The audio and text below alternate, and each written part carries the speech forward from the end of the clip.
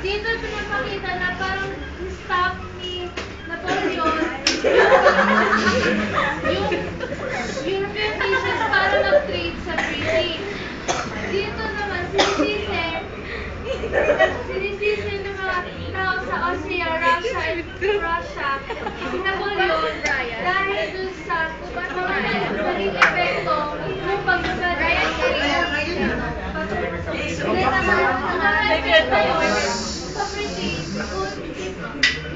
food import price of mas lalo yung price of food versus the best of the market and engage is helping with continental Europe prohibited its trade on farmers from trading with France.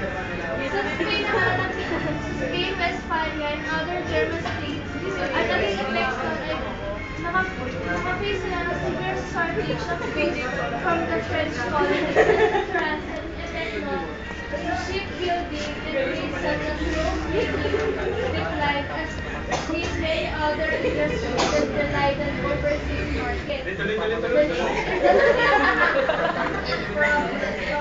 of small industries, opposition to Napoleon which lead for the loss of trade.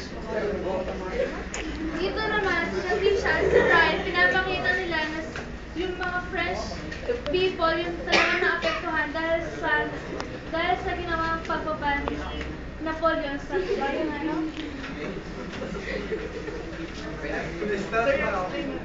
Sige, at least na.